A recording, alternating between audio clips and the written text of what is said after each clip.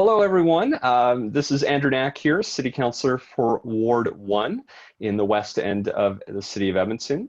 And what we're doing today is having a conversation with Brad Abel from the Winterburn Business Association. And I'm going to be doing a number of these over the coming weeks, chatting with different people throughout Ward 1, people who are representing businesses, business associations, community groups, different organizations that are operating as a chance to just learn about what the organizations are doing, how they're managing the issues particularly related to the pandemic, and just making sure everyone knows what's happening in the ward a little better, because as we all know, it's harder to get out where you're not able to do larger community events, and this is a chance for everyone to just learn more from what's happening, see if there are opportunities for folks to work together and see if we can share and work on common goals. So as mentioned, right now we're joined by Brad Abel from the Winterburn Business Association. Brad, I thought I'd let you just take a few moments and introduce yourself and share a little bit about what the Business Association does, as well as the company that you work with. Sure, yes, thank you. Appreciate the invite to be able to share some information and chat about this kind of thing. I am the president of the Winterburn Business Association. We are located just south of the Yellowhead and just west of the Anthony Henday in West Edmonton. We're primarily an industrial group of companies. There is a smattering of I guess, consumer businesses that people would show up to, but for the most part, we employ people that do services in support of industrial activities. Excellent, thank you. And I should note for everyone watching that maybe doesn't follow as much along with how the industrial businesses operate. Winterburn's fairly unique when you look at what's happening across the city in a lot of our industrial areas. There's actually only 3 areas in the city of Edmonton that are really started as unserviced industrial areas, areas that were annexed by the city of Edmonton back in, I believe, 1982. And that's actually been one of the ongoing struggles for a lot of businesses operating in the area. And we'll touch on that right away, but I think the first thing I want to check in with you on is how are you finding the pandemic, how that's impacting the businesses that are operating in the Winterburn area? What have members been sharing with you? And let's get a bit of an idea of where things stand today. Sure, yeah. We're fortunate, actually, in that way, a little bit, in the sense that we don't have, foot traffic that drives many of the businesses in our area. So when you have, closures or these restrictions on the public interacting with your business, that less affects us. Also, a number of our businesses are essential services, whether it's construction or some landscaping service companies, some industrial equipment providers alike. Those businesses have been allowed to keep operating, certainly with the appropriate controls being put in place. So most of our issues have been in disseminating what we need to be doing in protection of our customers and moreover in protection of our employees.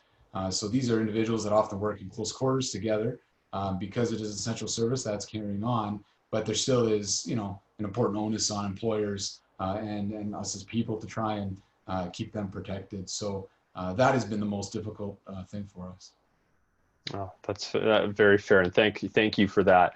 So I have a couple questions that I think are going to be connected, and this references a little bit about what I talked about earlier, which is that we know that Winterburn, like the Mistatam and the southeast parts of the city, which are unserviced, have their own set of unique challenges. And I mean, even within Ward 1, it's really interesting because, of course, we've got the Winterburn Business Association, and then really on the other side of the Henday, we go into the Northwest Industrial Business Association, which is a fully serviced industrial park. And that presents a variety of challenges. And as we start thinking about how we need to reimagine what we're doing because of the pandemic, as we think about the future of areas like this, I imagine you've already started to think about what that's going to look like. You've had conversations, I imagine, with many of the business owners in the area. I know I've been hearing from some directly. So I wouldn't mind your thoughts, but I'll just share one more piece of information, which is that we actually talked about these unserviced industrial areas at a council meeting on May 25th. There has been work, and there had been previously money approved to start the work necessary to begin sort of the equivalent of what would be a neighborhood renewal program, but for our industrial areas, and particularly our unserviced industrial areas. And that work's been ongoing to date. So there was about $1 million set aside. $325,000 has been spent so far. We have an additional $675,000 that's going to be going on and being spent. And at last week's meeting, we actually passed a motion that said not only are we going to continue that, which is just reaffirming what we had already said, but there is an additional body of work now that's going to happen because of Bill 7 by the provincial government that lets us look at property tax tools in a different way. And so we're going to see if there's an opportunity to use tools like that to help fund the next phase of work. Because like with neighborhood renewal, it started at very high level. You had to develop a bit of a strategy. Then you had to develop your detailed plan of actually how you're going to implement this. How long is it going to take? What types of services are coming in? How are they going to be deployed? And how quickly can we make it through all of these areas? So this report will come back in the fall. And ideally, council would then have the opportunity to fund the next phase of work, hopefully using tools that we have through here. So with that information, I just wanted to go to you and find out, what do you think there are opportunities, and what are those opportunities for how we can rethink about what we need to do to deliver and provide industrial services in the city of Edmonton? How do we better support the unserviced industrial areas, particularly in the city of Edmonton?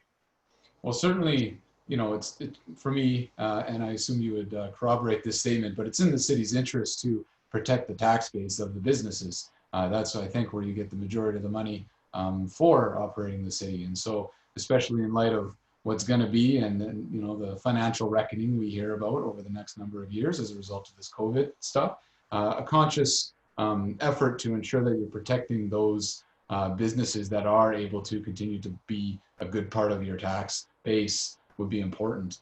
We have we said we were fortunate neighboring or unfortunate neighboring the Northwest zone that is serviced. That certainly is an issue. For us, it's even more of an issue going further west into Atchison, which is not city tax base, and they are fully serviced in high-grade roads and lighted and are up to this standard.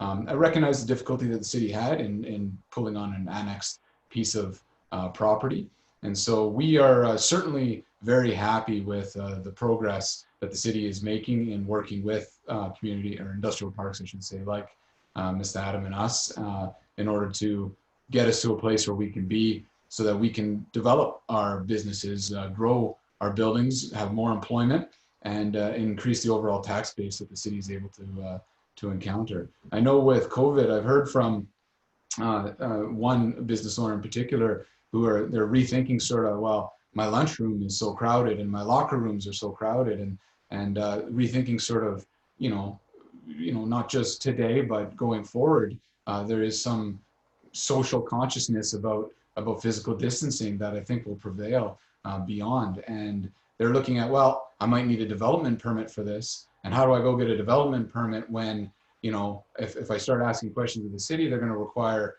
fire protection inside the building because we don't have hydrants, which is, for most people listening to this in Ward 1 and in the city, that's a common place to be within X proximity to a fire hydrant. Well, we don't get that luxury in our industrial area. And all of the above, in the sense of the lack of services, doesn't allow the type of businesses that I think the city would desire, and therefore to be located inside of our region. And therefore, there's a great deal of land, prime land, that the city has that they're not seeing the appropriate tax. They're not realizing the appropriate taxes from. And I think that's a miss. And so I'm happy that we're able to, have these conversations, and we're progressing along a path that will rectify that issue. Yeah, it's kind of astounding to me that that we have spots in the city without, you know, the fire hydrant access, right? And it's primarily these three industrial areas. There's a few rural residential areas where that applies as well. But you think of a large urban center, you don't think that that would actually exist in a spot like ours. And it's been challenging because I think this area had been in limbo for years and years and years because understandably, probably when it was annexed, there was no, from what I understand of the history, there was no promise that services would one day come. But That's at the correct. same time, when you're paying so much in property taxes, I mean, it's very close. And I've talked to so many of the business owners in Winterburn that are paying, you know, really only about 10% or 15% less than the businesses in the Northwest Business Industrial area, and who would pay even less if they were on the other side in Atchison. And, you know, rightfully they sort of ask the question, you know, is it worth it for us to stay here? I've talked to some of the business owners who have in fact left, who said it wasn't worth it anymore. That's And right. by not doing anything, by leaving this sort of mix of unserviced areas, we don't end up making anyone happy because I think there's a time and a place, and there's a need for industrial land where you can have storage yards that don't require a lot of services. But that's probably not as much as what you might do in an urban city where you want to have different types of businesses that require those, that can expand on those. And so we've sort of made neither group happy, because if you don't need services, you're paying a lot for really not a lot, and compared to other areas. And if you need those services, you know, they're not there, and it really, I think, stops people from being able to expand and grow their businesses the way we want. So that's why, and I appreciate the work that you've done, and appreciate that the council has in fact sort of developed this plan, and we've got sort of a framework now to keep moving on this, and actual funding, which is probably the most important thing, because it's great to say we want to do that, but we actually need the money to do it. And I think the last thing I want to touch on just in relation to that growth is that we do know that within Winterburn, there has been a pilot that's been talked about where we have interested businesses that want to contribute 50% of the cost of the development so that we could speed up this work. And so that local improvement conversation also came forward at the same council meeting. And council did approve proceeding into the next phase of that local improvement, which the hope would be that we can proceed and actually find a way to get services in even quicker than the other plan that we just talked about. And I wanted to see if you had any thoughts on that you wanted to share on that pilot work. Yeah, I think in that case, it's the ultimate handhold, so to speak. So the local businesses are recognizing, you know, they have a strong feeling or opinion that the city does owe, as any developer would, to get them to standard, to industrial standard, or sorry, to the services standard of the rest of the city. But certainly, they also recognize the difficulties with funding something like this and putting something like this together. And so I think it's a wonderful contribution on both sides to be able to come to a happy medium to achieve the speed of development that businesses would appreciate, and yet contribute to some of the, you know, 20, 25 years of past taxes that these businesses have been paying that have been maybe, you know, more in relation to the services that they've been getting. So I think it's a good compromise, and I hope it, as any pilot would represent, it is an example of something that is now possible. And after we set that mold forward, then maybe these other groups or tiny subgroups in these other industrial areas will be able to take advantage of the same opportunity once we can get through the red tape and make all this happen. Absolutely. No, thank you for that. And I do think it's important to ask, because, you know, we've talked about some of the things that the city is doing, and I'm encouraged by the general direction where we're headed. But at the same time, you know, I have heard from people who still have concerns, who have, you know, valid constructive criticism to offer. I want to know, do you have anything from the Business Association perspective about gaps or areas of improvement for the city that we should be thinking about, particularly as we're going into this reimagining of our city in a post-COVID world? Are there other things that we need to be working on, areas of improvement that you wanted to identify? For better or worse, and I guess I'm going to suggest slightly to the worse, but the city has been very involved in many businesses. So they've taken the idea over the last number of years that that seems like something we can do, we're going to do it. I'm a firm believer that government, including city government, should be in regulation and in monitoring and in being the owner of their city, not the operator. I would see the city look to private companies or public companies, but look to companies that are non-government related to execute the work that needs to get done in maintenance of the city. I think that creates a level of connection between the people and the city, and it creates the opportunity for businesses to grow under what is a relatively consistent fund, right? If you're nowadays in my personal business, there's a large increase in bad debt. I mean, frankly, companies are disappearing left, right, and center. And, you know, through no true fault of their own, they have the greatest of intentions, but obviously with these times, there is a level of complexity being in business. When you have a percentage of your portfolio dealing with, you know, a government or a city like that, there's a little bit of comfort in your operations. And so, you know, from a financial perspective, it's nice for the businesses to be involved in city work. From a community relation sense, it's nice to be involved with that. If the city just focuses on regulating what is necessary, the you know, the bylaws, how they want things done, what they want done, I think they should leave the work to others and not worry about the operation of it. And I think that will reduce your overheads significantly. And at the end of the day, you'll see that realized back again in taxes as businesses are stronger and healthier in operating in with the city. Well, thank you for that. And I think it's important that we ask this question because as a city council now, what we're moving into is we've sort of put a hold or generally suspended a lot of the initiative work that we were doing in a variety of areas. And now we're really focusing on four core areas, one of which is the regional prosperity side of things.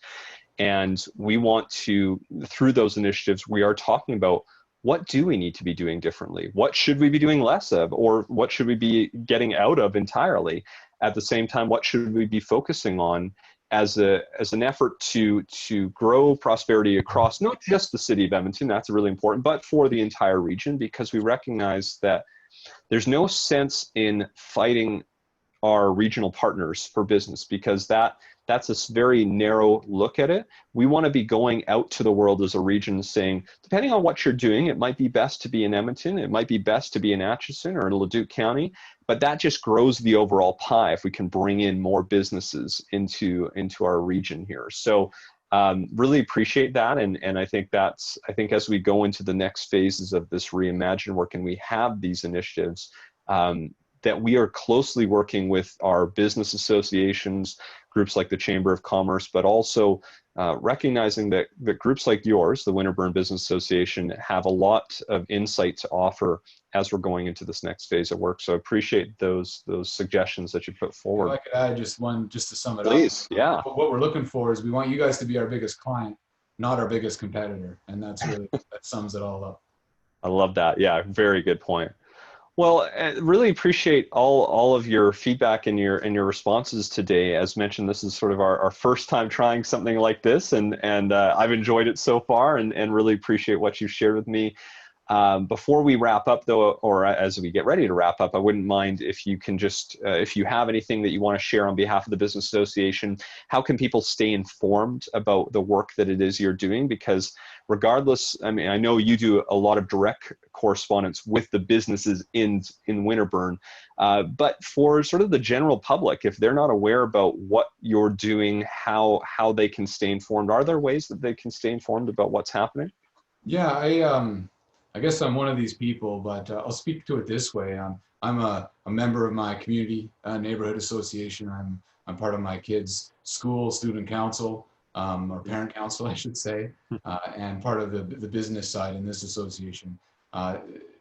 Having a level of involvement with those sorts of associations allows you to interact at a different level with a number of people, be very in tune with what's going on, and that allows you to make the best decisions going forward, whether it's personal or business or otherwise. So generally speaking, there's a lack of involvement in all levels, whether it's school or community or business. I would encourage anyone who's listening to look up what's around you, whether it's business, personal, or educational, and go to a meeting and see kind of what's it about and see if it's for you to get involved. The more people that are part of that, the more strength those associations have. And I get an opportunity today to have a chat with yourself. That is something that not just everyone gets so readily. You're very accessible, but generally speaking, being part of an association just creates that community, and it allows you to grow yourself inside of what that community is. So I would just encourage people that that is a nice way to get involved and to get informed. Well, thank you. And I just want to take a moment to thank you for your leadership in the Winterburn Business Association. In my time on council, we've had the opportunity to have a lot of conversations. I know you field some calls that maybe don't even make it to me from some of the members of your association. And yet at the same time, when you need to reach out, I know you have. And I actually believe that through the leadership that you have shown, we're at the point we are at today where we're finally developing this plan to bring full services. We wouldn't be here if it wasn't for the work that you were doing. So I really want to thank you for that, because it is critical for these unserviced areas to become fully serviced. That, as you've talked about today, is going to help grow our city. It's going to grow our tax base. It's going to allow us to be more prosperous, both within the city, but also as a region. And it couldn't have happened without the work that you've done. So thank you so much for your advocacy, your work, your leadership, and it's been a pleasure to work with you so far, and look forward to continuing that work. Thank you. I'm excited for the next steps for sure. Absolutely. Well, that's it for this I don't know if we'll call it episode, session, whatever we'd like. As mentioned, this has been Brad Abel from the Winterburn Business Association. I hope you've enjoyed this. Please, if you have questions, if you have feedback, you can share them at any point in time. We want to stay informed. If you're a business member in the Business Association and you want to reach out, you're always welcome to reach out to me as well. As noted, I already hear from many members. But always happy to hear from more, because we have to be working together on this, especially now. But and I mean, I hate that phrase, now more than ever, but truly it is now more than ever. We have to be working on this. So anytime you're interested, you can always contact me by phone or email.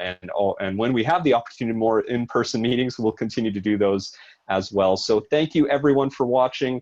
And there will be more of these in the future, covering off different aspects of our city, from community growth and organizations to businesses and individuals. So stay tuned for more. Thank you very much for watching, everyone. And thanks again, Brad. You betcha.